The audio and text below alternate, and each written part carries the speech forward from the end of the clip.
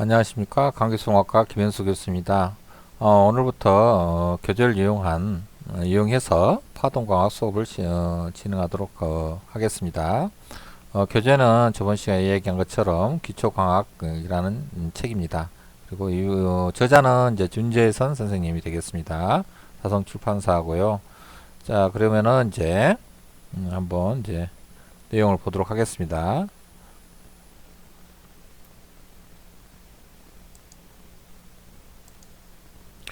1장은 보면은 이제 빛의 생성과 측정 해가지고 나와 있습니다.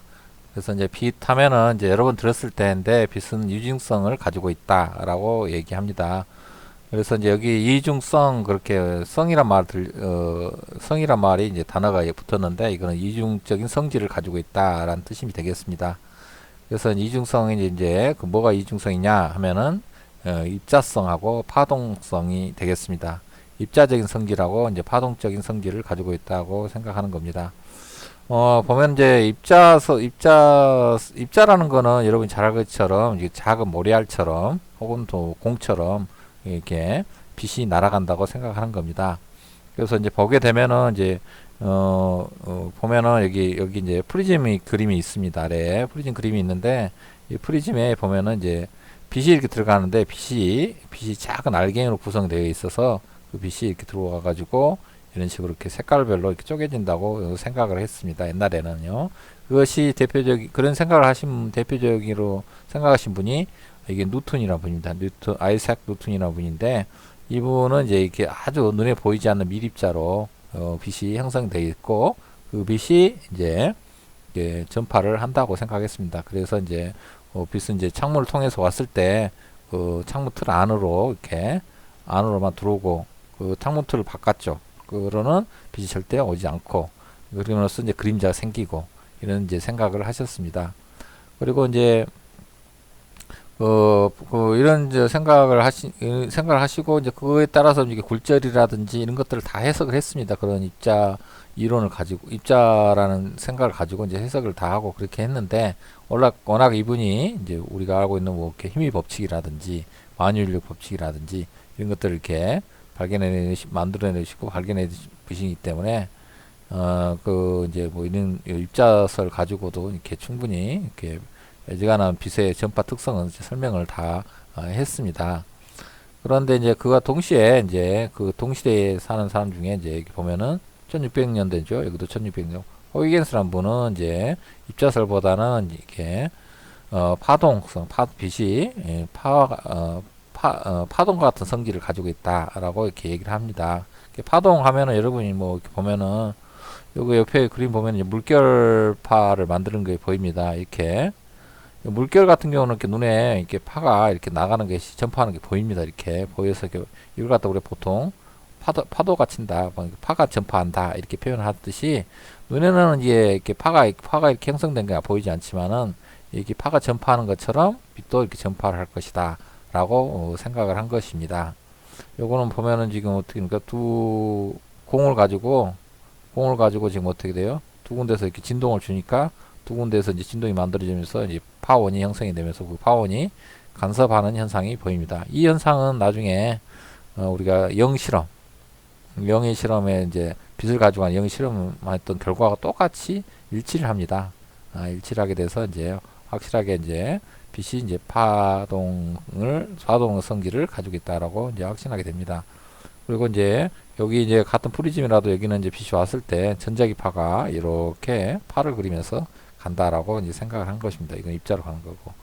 그래서 이제 이 호이겐스라는 분은 그 당시에 이제 이런 파의 성질은 있는 그 간섭이나 이런 거는 발견하지는 못했겠고 대신에 이제 편광이라든지 벽골절 현상을 발견하게 됩니다. 그리고 여러분이 잘 아는 호이겐스 원리 같은 것도 이제 만들어냅니다. 그리고 이제 그 다음에 이제 파의 직접적인 성질을 보여준 것이 이제 영이라는 분인데 토마스 영이라는 분인데 이분들보다는 어떻습니까? 뉴턴이 돌아가시고 난 다음에 태어나신 분이네요. 연도가 이런 분인데 이분은 이제 실질적으로 빛을 이용해서 이렇게 요거 지금 현재 물놀이 하는 거와 똑같이 그런 간섭 실험을 했습니다. 간섭 실험 해가지고 간섭 무늬가 나오는 거를 이렇게 실험적으로 보이게 됩니다. 이 간섭무늬는 이제 입자라고 생각하면 절대 간섭무늬라는 걸 뭐 이론적으로 설명해 낼 수가 없습니다. 없는데 예, 파동적인 성질을 가지고 있을 때만 가능하게 됩니다. 그래서 이제 여기서부터 이제 빛이라는 거는 이제 어, 어, 파동이다라고 이렇게 파동 성질을 가지고 있다라고 이제 마음을 굳힙니다. 사람들 생각이 굳히게 됩니다. 뉴턴이 있던 시절은 이제 호이겐스하고 이렇게 서로 경쟁 관계이긴 했는데 이분이 뉴턴이 워낙 유명하신 분이어 가지고 이 호이겐스 파동설은 거의 묻혀서 삽니다. 세상에 그렇게 두각을 나타내지 못했는데 입자설이라고 대세였는데 이 영 실험을 통해 가지고 그 다음부터는 이제 파가 이제 빛은 이제 이제 파동성을 가지고 있다라고 이제 정립이 됩니다. 그리고 이제 그 맥스웰이라는 분이 이제 발전을 시켜서 이제 그 기존의 전자기 이론을 다 이제 다시 한번 확립을 합니다. 정리를 합니다. 수학적으로. 그리고 그것을 이용해서 이것이 수학적으로 이제 전자기 파가 곧 빛이라는 것을 이렇게 보이게 됩니다. 그래서 이제 그 다음부터는 이제 이 수학적으로 이렇게 증명을 하다 보니까 이제 그 다음부터는 이제 어떻게 합니까? 모든 것에서 이제 입자설이란 건 이제 입자설보다는 이제 파동을 이용해 가지고 이제 해석을 다 수학적으로 이렇게 해결을 합니다. 해결하게 되게 되고 이제 이렇게 해가지고 이제 이분은 이제 물론 이제 이 전자기파 이론이 전자기파 이론을 통해 가지고 이제 여러 가지 일들을 많이 합니다. 물론 이것들이 이제 여러분이 뭐 나이다라든지 이제 빛의 영역은 아닙니다. 빛의 영역은 우리가 빛 하면은 눈에 보이는 영역, 가시광선 영역을 빛이라고 합니다. 그리고 나머지 영역들은 이제 뭐 전자기파 영역, 전자기파라 그래가지고 뭐 라디오파, 뭐 TV파 이렇게 분류를 하기도 하는데 어쨌든 이제 그런 이제 전자기파 이론에 다 이렇게 이식을 써서 이제 해석을 하게 됩니다.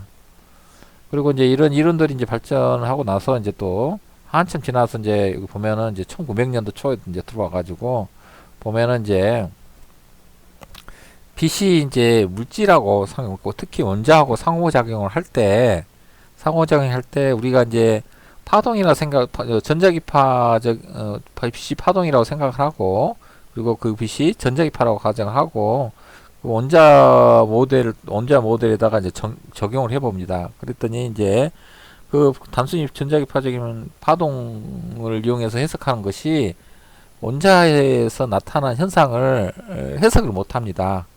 해석을 못하고 오히려 그 빛이 에너지 덩어리라는 개념을 가지고 그걸 갖다 이제 에너지 덩어리라는 개념을 가지고 이제 원자의 상호작용을 해석합니다. 그 해석하는데 너무 잘 맞아 떨어집니다. 그리고 이제 아인슈타인은 분이 이제 또 광전제 효과까지 이제 발견하면서 이제 이 이제 빛이 입자적인 성질도 가지고 있다. 그 빛이 이제 에너지 단위가 입자와 같은 단위를 가지고 이제 나타나기 때문에 입자와 같은 성질을 가지고 있다고 이제 받아들이게 됩니다. 이것은 이분들도 이제 그냥 갑자기 그런 아이디어가 생긴 건 아니고 그 전에 이제 프랭크라는 분이 계시는데 이 프랭크라는 분이 이제 빛을 이제 에너지 덩어리화 시킵니다. 그래서 이제 주파수와 비례하는 에너지 덩어리 그걸 갖다 이제 광자라고 하는데 그 광자 개념을 가지고 이제 아인슈타인이 이제 그걸 사용해서 이제 광전자 효과라든지 이런 것들을 해석을 합니다. 해석을 해가지고 아까 발견이라 그랬는데 이제 그런 것도 이미 있었을 거고 이제 그거를 이제 해석을 하게 됩니다. 여러분 그러면서 이제 그 덕택에 이분은 이제 또 노벨상을 또 받게 됩니다. 그래서 현재에서는 이제 지금은 이제 빛이 이제 입자설하고 파동설을 두 개 동시에 인정을 해가지고 이중성이란 표현을 이제 씁니다.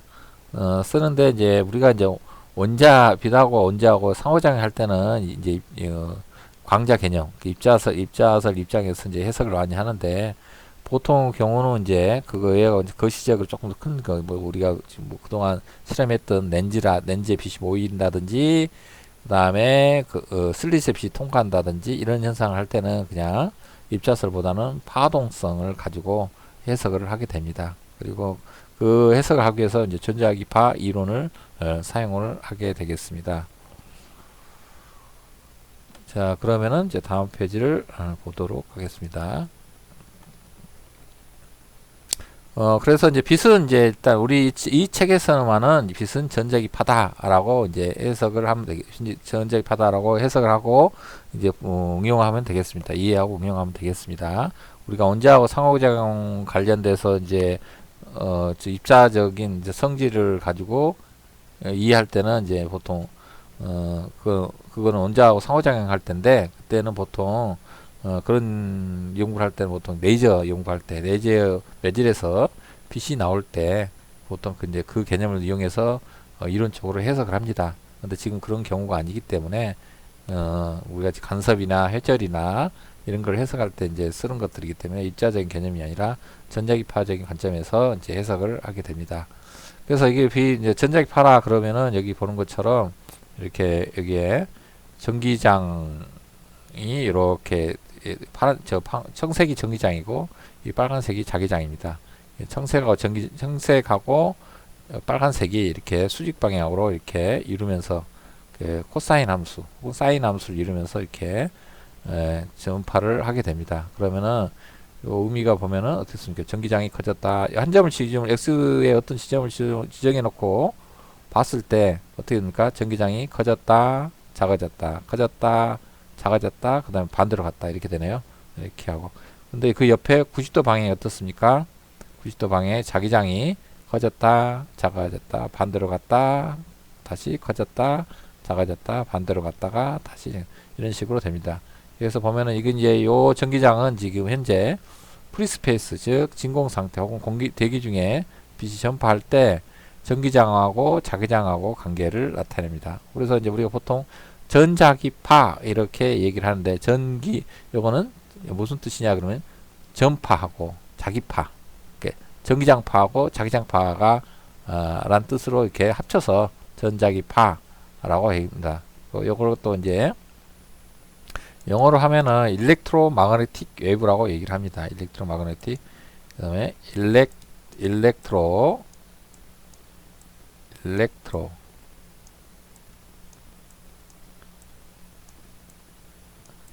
마그네틱 붙여서 쓰는데 마그네틱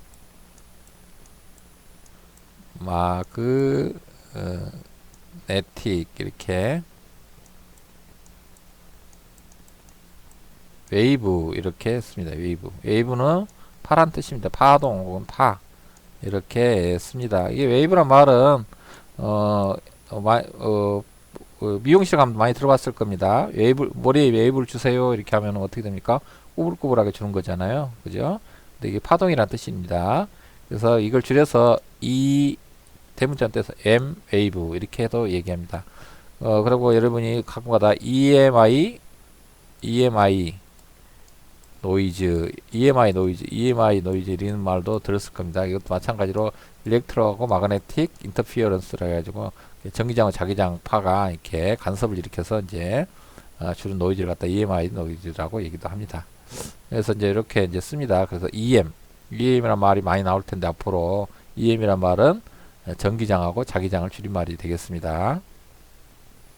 그리고 여기서 보면은 이제 여기서 이 보면 모양이 어떻습니까? 같은 모양이 계속해서 반복적으로 나오죠. 그죠? 그래서 이렇게 한 주기 이렇게 갔다가 이렇게 이제 높은데 같은 위치에 해당되는 것 같다가 이걸 갖다 뭐라 그러냐 그러면은 파장이라고 얘기를 합니다.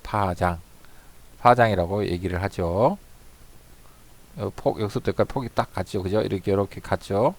같은 주기 모양이 반복될 때 공간적인 주기를 우리가 파장이라고 얘기합니다. 파의 웨이브 랭스라고 얘기합니다. 웨이브 랭스.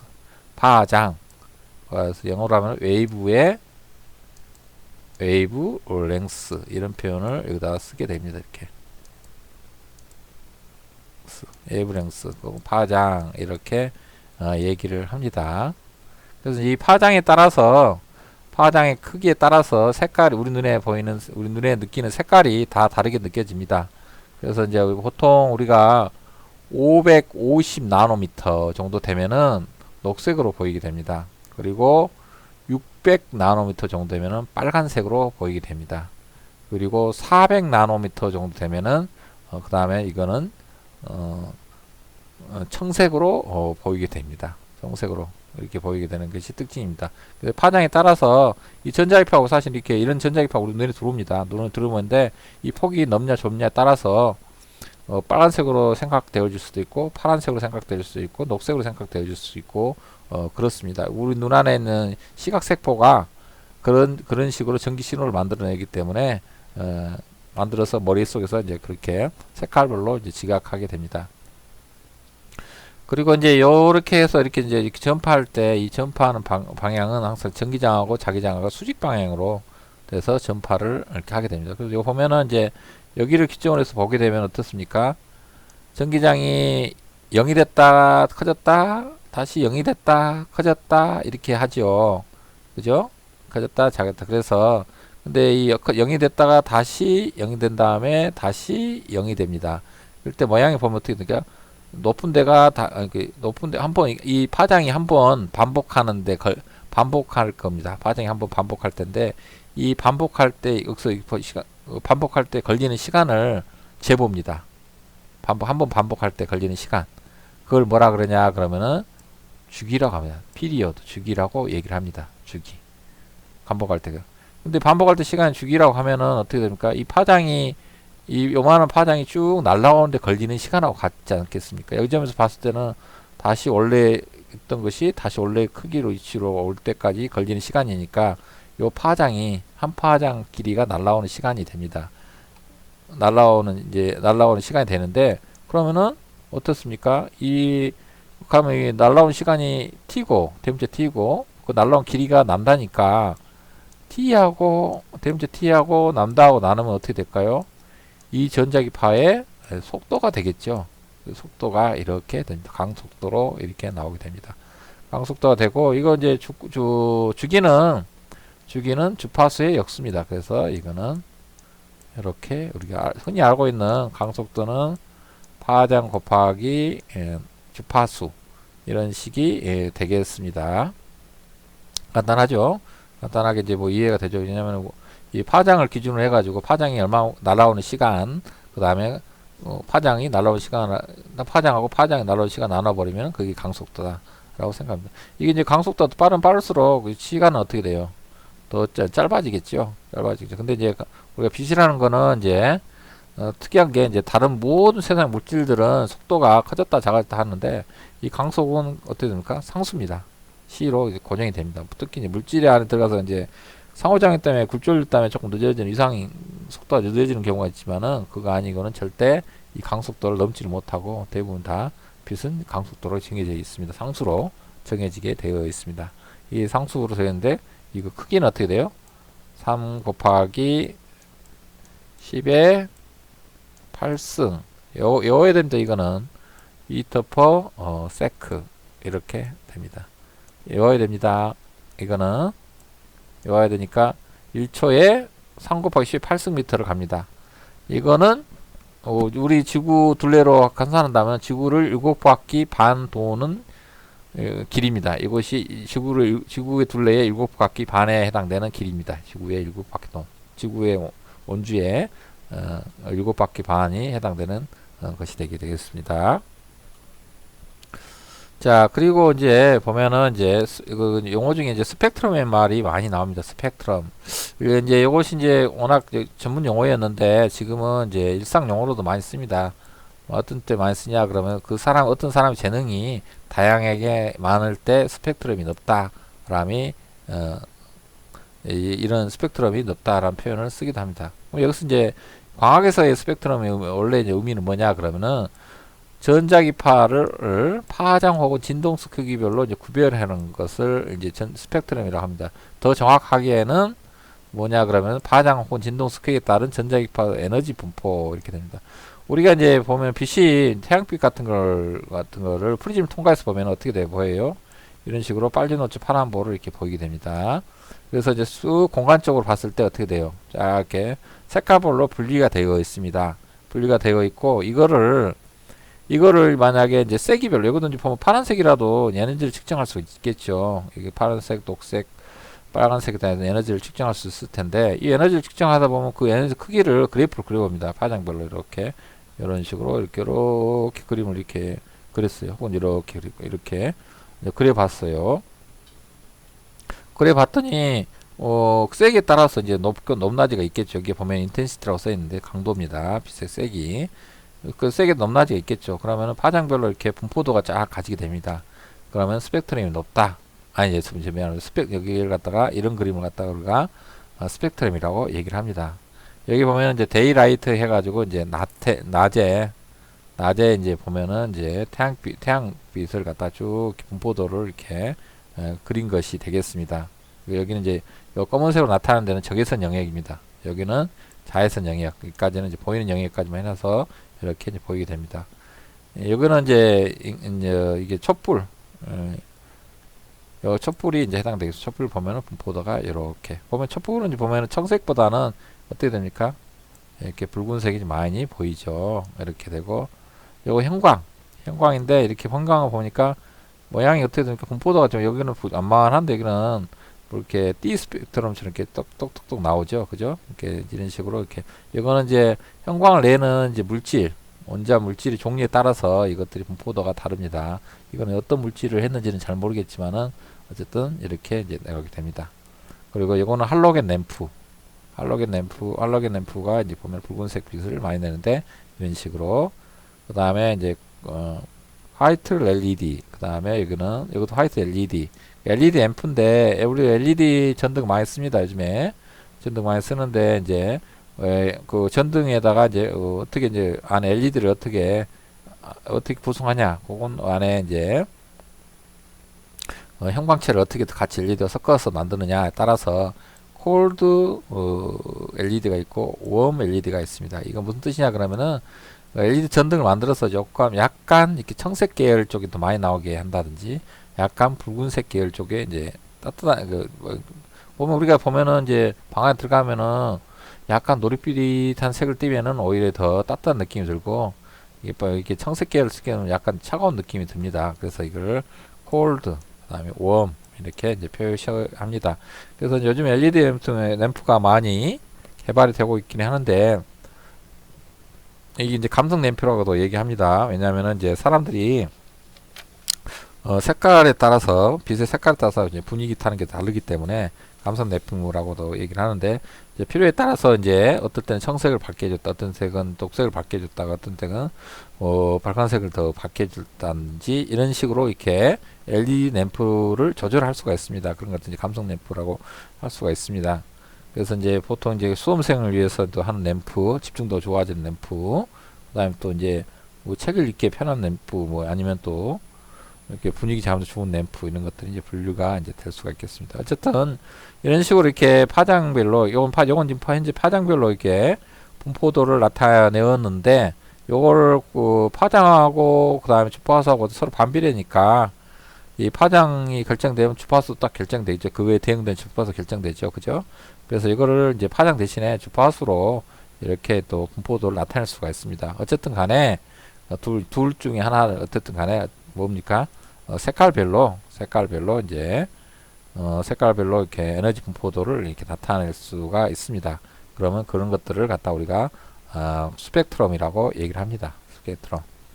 그래서 이제 우리가 보통 이제 빛 같은 경우는 우리가 전자기파 입장에서 봤을 때는 전자기파에서 보면은 우리가 굉장히 범위가 넓습니다. 여기 보면은 뭐 전자기파 여기 1Hz도 있을 수가 있겠죠, 그죠? 1Hz도 있을 수가 있고 거기에 대응되는 이제 파장도 있을 수가 있고 전자기파가 그렇지만 그것들도 강속으로 날아갑니다. 그리고 날아가고 그 다음에 여기에 더 센 전자기파 감마레이라고 하는 거 이건 방사선 레벨입니다. 원자 폭발할 때 이제 보통 나타나는 선인데 거기 원자보다 굉장히 높은 방사선 물질에서 나오는 선인데 여기도 보면은 여기에 비해서는 1Hz 여기 10에 24승 Hz에 해당되는 전자기파가 나올 수가 있습니다.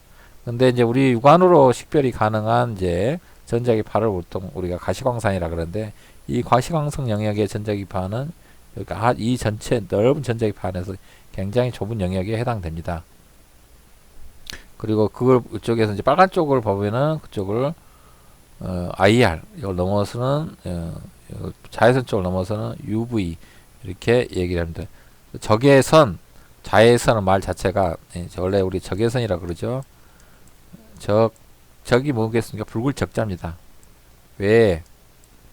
바깥에 선, 레이란 뜻이죠. 그래서 붉은색 바깥쪽에 있는 선을 갖다가 붉은색 바깥쪽에 있는 선을 적외선.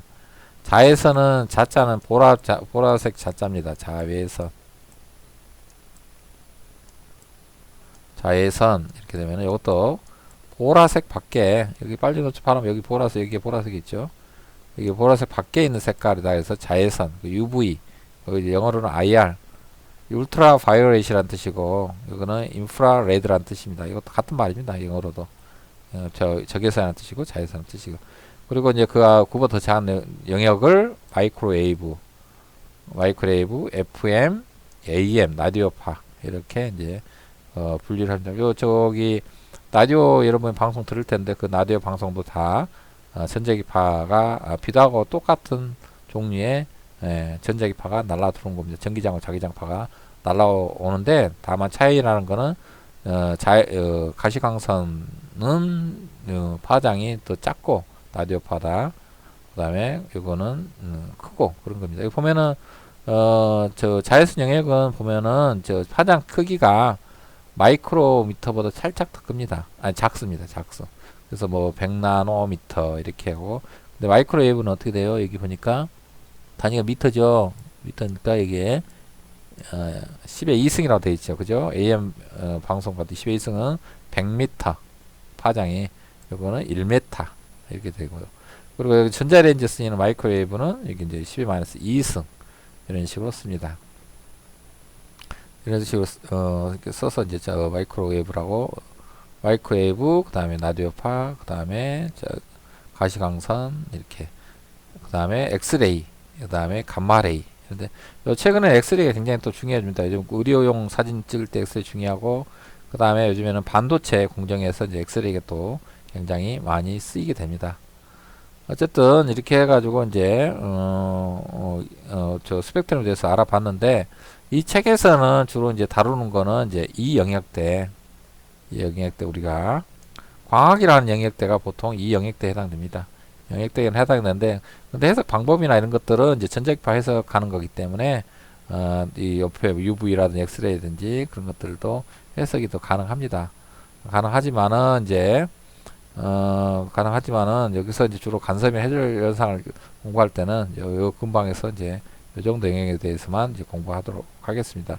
요 영역대에 해당되는 것들은 사실은 에너지가 그 파에 가지고 있는 포톤 에너지가 굉장히 커서 물질하고 상호작용을 하게 되면 상호작용을 하면 물질 자체가 파괴가 된다든지 그런 현상들이 생기게 됩니다.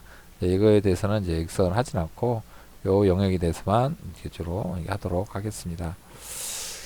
자, 그렇다 보니까 시간이 좀 더 지나 버렸는데 이거 지나고 나서는 이제 다음 시간에 계속해서 하도록 하겠습니다. 여기도 이제 첫째 주 시간이기 때문에 진도는 이렇게 빨리 해서 이제 많이 나가는 방식을 하지 않고 조금씩 나가는 형식으로 하도록 하겠습니다. 2주차부터는 이제 본격적으로 이제 진도를 이제 나가도록 하도록 하겠습니다.